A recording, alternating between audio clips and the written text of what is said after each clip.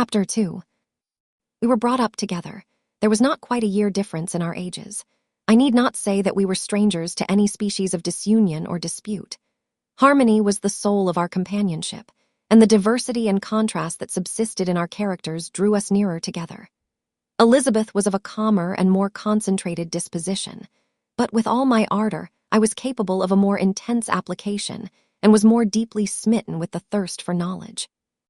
She busied herself with following the aerial creations of the poets, and in the majestic and wondrous scenes which surrounded our Swiss home, the sublime shapes of the mountains, the changes of the seasons, tempest and calm, the silence of winter, and the life and turbulence of our alpine summers, she found ample scope for admiration and delight. While my companion contemplated with a serious and satisfied spirit the magnificent appearances of things, I delighted in investigating their causes. The world was to me a secret which I desired to divine. Curiosity, earnest research to learn the hidden laws of nature, gladness akin to rapture, as they were unfolded to me, are among the earliest sensations I can remember. On the birth of a second son, my junior by 7 years, my parents gave up entirely their wandering life and fixed themselves in their native country. We possessed a house in Geneva and a campagny on Belrive, the eastern shore of the lake, at the distance of rather more than a league from the city. We resided principally in the latter, and the lives of my parents were passed in considerable seclusion. It was my temper to avoid a crowd and to attach myself fervently to a few. I was indifferent, therefore, to my schoolfellows in general, but I united myself in the bonds of the closest friendship to one among them. Henry Clerval was the son of a merchant of Geneva. He was a boy of singular talent and fancy. He loved enterprise, hardship, and even danger for its own sake. He was deeply read in books of chivalry and romance. He composed heroic songs and began to write many a tale of enchantment and knightly adventure. He tried to make us act plays and to enter into masquerades, in which the characters were drawn from the heroes of Roncesvalles, of the Round Table of King Arthur, and the chivalrous train who shed their blood to redeem the Holy Sepulchre from the hands of the infidels. No human being could have passed a happier childhood than myself. My parents were possessed by the very spirit of kindness and indulgence. We felt that they were not the tyrants to rule our lot according to their caprice, but the agents and creators of all the many delights which we enjoyed. When I mingled with other families, I distinctly discerned how peculiarly fortunate my lot was, and gratitude assisted the development of filial love. My temper was sometimes violent, and my passions vehement, but by some law in my temperature they were turned not towards childish pursuits, but to an eager desire to learn, and not to learn all things indiscriminately. I confess that neither the structure of languages, nor the code of governments, nor the politics of various states possessed attractions for me. It was the secrets of heaven and earth that I desired to learn, and whether it was the outward substance of things or the inner spirit of nature and the mysterious soul of man that occupied me, still my inquiries were directed to the metaphysical, or, in its highest sense, the physical secrets of the world. Meanwhile, Clerval occupied himself, so to speak, with the moral relations of things. The busy stage of life, the virtues of heroes, and the actions of men were his theme, and his hope and his dream was to become one among those whose names are recorded in story as the gallant and adventurous benefactors of our species. The saintly soul of Elizabeth shone like a shrine-dedicated lamp in our peaceful home. Her sympathy was ours. Her smile, her soft voice, the sweet glance of her celestial eyes were ever there to bless and animate us. She was the living spirit of love to soften and attract. I might have become sullen in my study, rough through the ardor of my nature, but that she was there to subdue me to a semblance of her own gentleness. And Clerval could aught ill entrench on the noble spirit of Clerval. Yet he might not have been so perfectly humane, so thoughtful in his generosity, so full of kindness and tenderness amidst his passion for adventurous exploit, had she not unfolded to him the real loveliness of beneficence, and made the doing good the end and aim of his soaring ambition. I feel exquisite pleasure in dwelling on the recollections of childhood, before misfortune had tainted my mind, and changed its bright visions of extensive usefulness into gloomy and narrow reflections upon self. Besides, in drawing the picture of my early days, I also record those events which led, by insensible steps, to my aftertale of misery.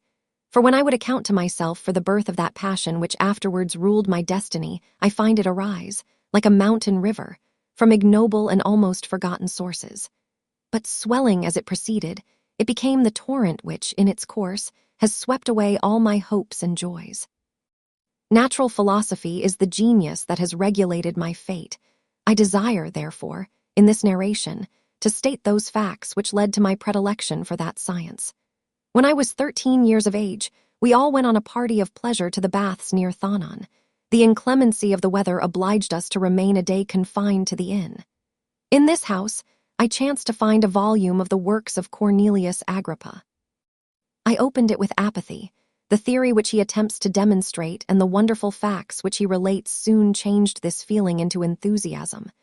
A new light seemed to dawn upon my mind, and bounding with joy, I communicated my discovery to my father. My father looked carelessly at the title page of my book and said, "Ah, Cornelius Agrippa, my dear Victor, do not waste your time upon this. It is sad trash." If, instead of this remark, my father had taken the pains to explain to me that the principles of Agrippa had been entirely exploded, and that a modern system of science had been introduced which possessed much greater powers than the ancient, because the powers of the latter were chimerical, while those of the former were real and practical. Under such circumstances, I should certainly have thrown Agrippa aside and have contented my imagination, warmed as it was, by returning with greater ardor to my former studies. It is even possible that the train of my ideas would never have received the fatal impulse that led to my ruin. But the cursory glance my father had taken of my volume by no means assured me that he was acquainted with its contents, and I continued to read with the greatest avidity. When I returned home, my first care was to procure the whole works of this author, and afterwards of Paracelsus and Albertus Magnus. I read and studied the wild fancies of these writers with delight. They appeared to me treasures known to few besides myself. I have described myself as always having been imbued with a fervent longing to penetrate the secrets of nature. In spite of the intense labor and wonderful discoveries of modern philosophers, I always came from my studies discontented and unsatisfied. Sir Isaac Newton is said to have avowed that he felt like a child picking up shells beside the great and unexplored ocean of truth. Those of his successors in each branch of natural philosophy with whom I was acquainted appeared even to my boy's apprehensions as tyros engaged in the same pursuit. The untaught peasant beheld the elements around him and was acquainted with their practical uses. The most learned philosopher knew little more. He had partially unveiled the face of nature, but her immortal lineaments were still a wonder and a mystery. He might dissect, anatomize, and give names, but not to speak of a final cause. Causes in their secondary and tertiary grades were utterly unknown to him. I had gazed upon the fortifications and impediments that seemed to keep human beings from entering the citadel of nature, and rashly and ignorantly I had repined. But here were books, and here were men who had penetrated deeper and knew more. I took their word for all that they averred, and I became their disciple. It may appear strange that such should arise in the 18th century, but while I followed the routine of education in the schools of Geneva, I was, to a great degree, self-taught with regard to my favorite studies. My father was not scientific, and I was left to struggle with a child's blindness, added to a student's thirst for knowledge. Under the guidance of my new preceptors, I entered with the greatest diligence into the search of the philosopher's stone and the elixir of life, but the latter soon obtained my undivided attention. Wealth was an inferior object, but what glory would attend the discovery if I could banish disease from the human frame and render man invulnerable to any but a violent death? Nor were these my only visions. The raising of ghosts or devils was a promise liberally accorded by my favorite authors, the fulfillment of which I most eagerly sought. And if my incantations were always unsuccessful, I attributed the failure rather to my own inexperience and mistake than to a want of skill or fidelity in my instructors. And thus for a time I was occupied by exploded systems, mingling, like an unadept, 1,000 contradictory theories and floundering desperately in a very slough of multifarious knowledge, guided by an ardent imagination and childish reasoning, till an accident again changed the current of my ideas. When I was about 15 years old, we had retired to our house near Belrive, when we witnessed a most violent and terrible thunderstorm. It advanced from behind the mountains of Jura, and the thunder burst at once with frightful loudness from various quarters of the heavens. I remained, while the storm lasted, watching its progress with curiosity and delight. As I stood at the door, on a sudden I beheld a stream of fire issue from an old and beautiful oak which stood about 20 yards from our house, and so soon as the dazzling light vanished, the oak had disappeared, and nothing remained but a blasted stump. When we visited it the next morning, we found the tree shattered in a singular manner. It was not splintered by the shock, but entirely reduced to thin ribbons of wood. I never beheld anything so utterly destroyed. Before this, I was not unacquainted with the more obvious laws of electricity. On this occasion, a man of great research in natural philosophy was with us, and excited by this catastrophe, he entered on the explanation of a theory which he had formed on the subject of electricity and galvanism, which was at once new and astonishing to me.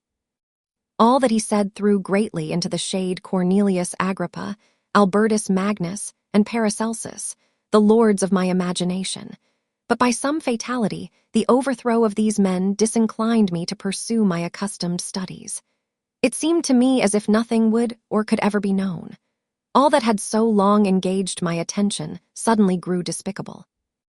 By one of those caprices of the mind which we are perhaps most subject to in early youth, I at once gave up my former occupations, set down natural history and all its progeny as a deformed and abortive creation, and entertained the greatest disdain for a would-be science which could never even step within the threshold of real knowledge. In this mood of mind, I betook myself to the mathematics and the branches of study appertaining to that science as being built upon secure foundations and so worthy of my consideration. Thus strangely are our souls constructed, and by such slight ligaments are we bound to prosperity or ruin. When I look back, it seems to me as if this almost miraculous change of inclination and will was the immediate suggestion of the guardian angel of my life, the last effort made by the spirit of preservation to avert the storm that was even then hanging in the stars and ready to envelop me. Her victory was announced by an unusual tranquility and gladness of soul, which followed the relinquishing of my ancient and latterly tormenting studies. It was thus that I was to be taught to associate evil with their prosecution, happiness with their disregard. It was a strong effort of the spirit of good, but it was ineffectual. Destiny was too potent, and her immutable laws had decreed my utter and terrible destruction.